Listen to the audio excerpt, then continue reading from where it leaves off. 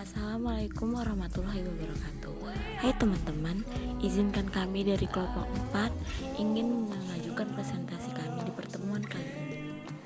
Dicermati dengan baik ya sampai akhir. Bismillahirrahmanirrahim. Assalamualaikum warahmatullahi wabarakatuh. Perkenalkan, nama saya Imam Syafiq dari kelompok 4 kelas BKPI 5 Stambuk 2021. Di sini kami dari kelompok 4 ingin mempresentasikan dan juga menjabarkan serta menjelaskan tentang pengertian kalimat beserta bagian-bagiannya. Oke, langsung saja, tidak usah berlama-lama. Baiklah, di sini saya akan menjelaskan pengertian dari kalimat. Dalam kehidupan sehari-hari, kita menggunakan kalimat untuk berkomunikasi. Dengan kalimat, kita dapat mengekspresikan diri kita. Kita juga dapat bertanya dengan menggunakan kalimat, dan masih banyak lagi yang bisa kita lakukan dengan menggunakan kalimat. Berikut ini adalah beberapa pengertian kalimat menurut para ahli. Yang pertama adalah menurut Arifin dan Tasai. Kalimat adalah satuan bahasa terkecil dalam wujud lisan atau tulisan yang mengungkapkan pikiran yang utuh. Sementara itu menurut Wijono, kalimat adalah satuan bahasa terkecil yang merupakan kesatuan pikiran. Dan juga menurut Cook atau Elson dan Pickett dalam Tarigan, kalimat adalah satuan bahasa yang secara relatif dan dapat berdiri sendiri, yang mempunyai pola intonasi akhir dan yang terdiri dari klausa. Kalimat menurut penulis, kalimat merupakan satuan bahasa terkecil yang dapat berdiri sendiri dan berdasarkan pola yang mempunyai pikiran makna yang lengkap. Pola dasar kalimat terbagi menjadi 8. Yang pertama adalah kalimat berpola SP, subjek dan predikat, di mana predikatnya itu adalah verba. Yang kedua adalah kalimat berpola SP, tetap sama subjek dan predikat, akan tetapi di sini predikatnya sebagai nomina. Dan yang ketiga, kalimat berpola SP, subjek dan predikat, di mana predikatnya ini sebagai adjektif. Kemudian yang keempat adalah kalimat berpola SP, subjek, predikat, dan juga pelengkap. Subjek, predikat, dan juga pelengkap. Itu yang keempat. Kemudian yang kelima adalah kalimat berpola SPO, di mana S-nya adalah subjek, P-nya adalah predikat, dan O-nya adalah objek. Dan kemudian yang keenam adalah SPK, subjek, predikat, dan juga keterangan. Yang ketujuh adalah SPOK. Kalimat berpola SPOK ini adalah kalimat yang dimana ada subjek, predikat, objek, serta keterangan. Kemudian yang terakhir adalah kalimat berpola SPOPEL, di mana di situ adalah S-nya subjek, P-nya adalah objek, kemudian O-nya.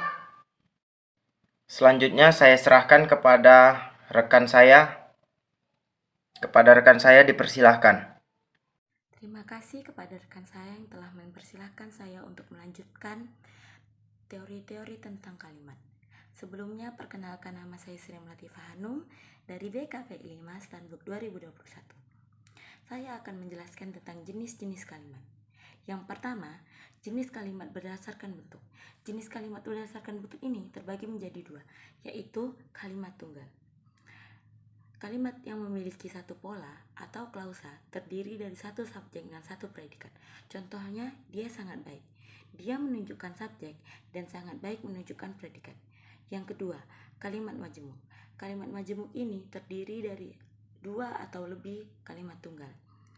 Kalimat majemuk ini memiliki beberapa jenis. Yang pertama, kalimat majemuk setara.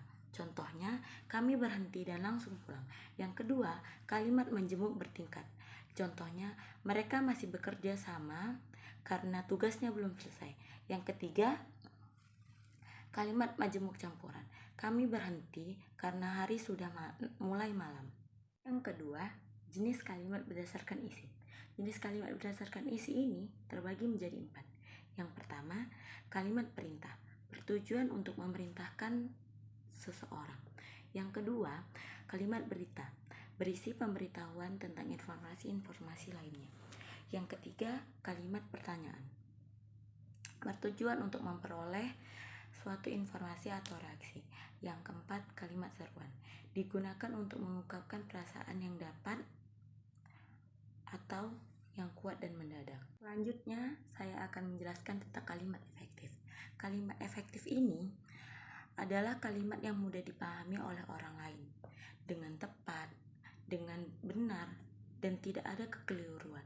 Kalimat yang dimaksud itu bisa dalam bentuk lisan atau tulisan. Tetapi teman-teman, kalimat efektif ini memiliki syarat loh. Jika tidak memenuhi syarat, maka tidak bisa dianggap kalimat efektif. Ayo, pada mau tahu syarat-syaratnya apa? Mari kita mempelajarinya sama-sama. Syarat efektif ini mempunyai beberapa hal. Yang pertama, kelengkapan dan kesepadanan struktur. Mengenai ciri penting ini mempunyai beberapa poin penting, yaitu yang pertama, struktur kalimat lengkap dengan minimal terdapat 2 unsur penting, yaitu subjek dan predikat. Yang kedua, kalimat efektif ini mempunyai subjek yang selalu diletakkan di depan kalimat, agar menghindari penggunaan prosisi atau kalimat depan. Yang kedua, penggunaan kata cenderung efisien, sehingga dalam satu kalimat hanya menggunakan kata-kata yang sekiranya perlu, agar pembaca mengerti apa yang dimaksud dengan kalimat-kalimat tersebut. Yang ketiga, memiliki kesejajaran bentuk. Ketika memakai kata dengan imbuhan memaka, pada kalimat tersebut juga melagi. Yang keempat, makna kalimat tegas atau jelas. Kalimat cenderung menjadi efektif ketika susunannya dibuat jelas atau tegas. Yang kelima, kalimat bersifat logis. Kalimat efektif memiliki sifat jelas atau tidak ambigu, sehingga membuatnya mudah dipahami. Baiklah, kepada rekan saya selanjutnya saya persilahkan untuk mengupas teori-teori tentang kalimat. Baik, selanjutnya saya akan membacakan selanjutnya fungsi kalimat efektif. Berikut ini adalah fungsi kalimat efektif.